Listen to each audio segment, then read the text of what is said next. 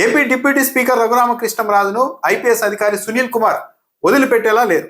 గతంలో ఎవరైనా సోషల్ మీడియాలో తనకు వ్యతిరేకంగా చిన్న పోస్టు పెట్టినా సరే రఘురామకృష్ణంరాజు గారు వెంటనే స్పందించేవారు, చాలా ఘాటుగా ఆవేశంగా మాట్లాడేవారు. అయితే గత కొద్ది రోజులుగా రఘురామకృష్ణంరాజును ఆయన కుటుంబ సభ్యుల్ని 420లు అని పదే పదే సునీల్ కుమార్ గుర్తు చేస్తూ ఉన్నప్పటికీ కూడా రఘురామకృష్ణంరాజు అంటే ఇప్పటికీ స్పందన లేదు.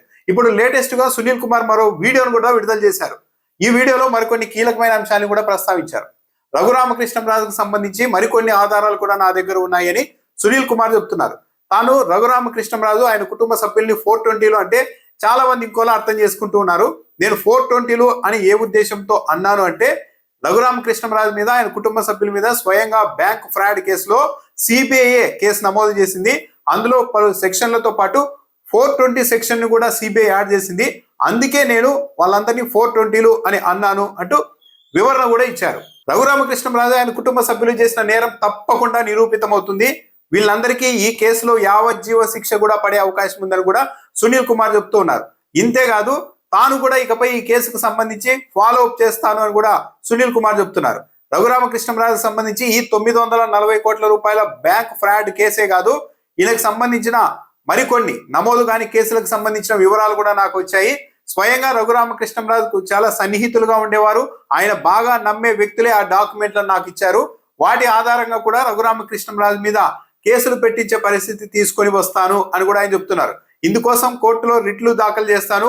ఈ బ్యాంకులు ఒకవేళ మిగిలిన బ్యాంకులు రఘురామకృష్ణంరాజు మీద కేసు పెట్టకపోతే వారికి వ్యతిరేకంగా కూడా నేను రిట్ పిటిషన్లు దాఖలు చేస్తాను అని కూడా సునీల్ కుమార్ చెప్తూ ఉన్నారు.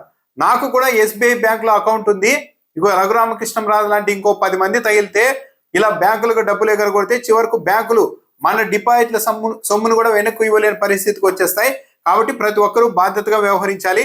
చాలా మంది బాధ్యత లేకుండా మాట్లాడుతూ ఉన్నారు. రఘురామకృష్ణంరాజు మీద కేసు పెట్టడం తప్పు అన్నట్టుగా మాట్లాడుతూ ఉన్నారు. 940 కోట్ల రూపాయల బ్యాంకు మోసం చేస్తే అది సరైన చర్య ఎలా అవుతుంది అని కూడా సునీల్ కుమార్ ప్రశ్నించారు. రఘురామకృష్ణంరాజు నిజంగా నేరం చేయకపోతే అసలు సిబిఐ కేసు ఎందుకు నమోదు చేస్తుంది అని కూడా ఆయన ప్రశ్నించారు. రఘురామకృష్ణంరాజు ఈ కేసులో ఇదివరకు సుప్రీంకోర్టుకు వెళ్ళి స్టే తెచ్చుకున్నారు. 2 రోజుల క్రితం ఆ స్టేను కూడా సుప్రీంకోర్టు ఎత్తివేసింది.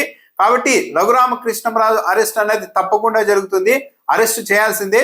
940 కోట్ల రూపాయలు ఎగరగొడితే అరెస్ట్ చేయకుండా ఎలా ఉంటారు అని కూడా సునీల్ కుమార్ ప్రశ్నించారు.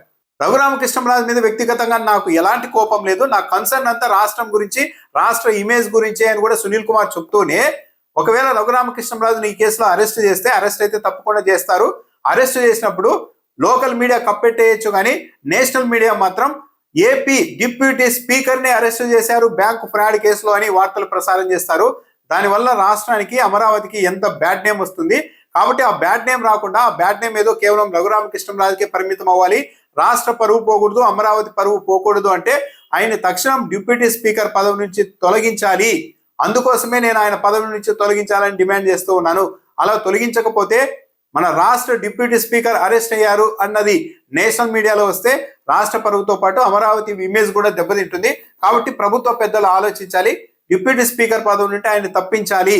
అందుకే నేను గట్టిగా ఈ డిమాండ్ చేస్తూ ఉన్నాను అని కూడా సునీల్ కుమార్ చెప్తున్నారు.